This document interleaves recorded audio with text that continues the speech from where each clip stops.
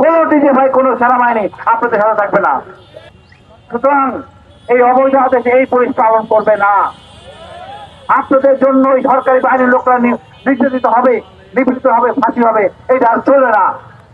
কোন ডিজিএফআই কোন সেনাবাহিনী আপনাদের সাথে থাকবে না, কোন পুলিশ আমাদের সাথে থাকবে না।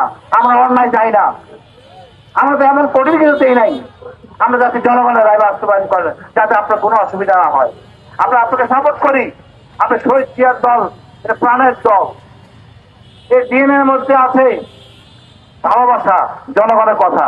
আপনার কেন ফেসিস হচ্ছেন? কেন ভারতের পথে আসতেছেন? আপনাকে ভারত উদ্ধার করবে না, উদ্ধার করবে জনগণ। যদি ভারতের কথা না দেন, আপনার বিপদ হবে। আমি পরিষ্কার বলি, 15ই আগস্ট ভারত আসে নাই শেখ মুজিবুর রহমানকে উদ্ধার করতে, এবং এই 90 আন্দোলনকে সবকে উদ্ধার করতে আসে নাই। ওইটাও ভারতের জব ছিল।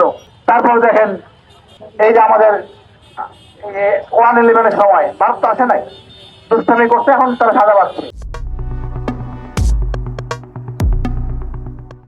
আমরা জনগণ, সাধারণ জনগণ খুব ভালো, কষ্ট করে খাই। আপনাদের মতো শান্তি, আপনারা অনৈতিক। আমাদের বন্ধ করে কি আপনার প্রত্যাশী করতেছেন? কত টাকা দরকার? লজ্জা লাগে, আপনার লজ্জা থাকা উচিত। আজকালের বাচ্চারা সব বোঝে।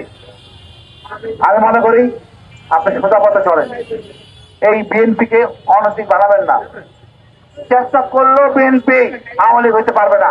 বিএনপির মধ্যে আছে খালেদা জিয়ার রক্ত, শহীদ জিয়ার রক্ত। আপনাকে আমরা সম্মান করি প্রধানমন্ত্রী। আশা করি আপনি আপনার জায়গায় থাকবেন। এখন আপনার থেকে আমরা কোনো অনৈতিক কথা শুনি নাই, কিন্তু সারাদিন সাহেব কেন করতেছে আমি জানি না। এখন শিলং সারাদিন বলে আমার বলতে লজ্জা লাগে।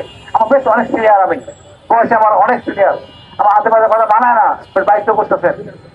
তবে এটা সত্য, আপনাদের না মানেন, দায়িত্ব করা হয়, তখন আপনার সাথে সম্পর্ক হয়ে যাবে সামনে দাঁত মুগরা। এই 5টা বছর এরকমই চলবে। আপনি শান্তি থাকতে পারবেন না। আপনার দল যদি কোথাও কমিটমেন্ট দিয়ে থাকে, বলেন জনগণ চায় না, তাই আমরা মানতে পারতেছি না, জনগণের রায় আমরা বাস্তবায়ন করবো। এটাই আপনাদের মঙ্গল। আমার বিশ্বাস শান্তির বাংলাদেশ হবে, জনগণের বাংলাদেশ হবে, নতুন বাংলাদেশ হবে। আপনারা ঘুরে দাঁড়াবেন, আমাদের সাথে থাকবেন। ধন্যবাদ। বাংলাদেশ জিন্দাবাদ।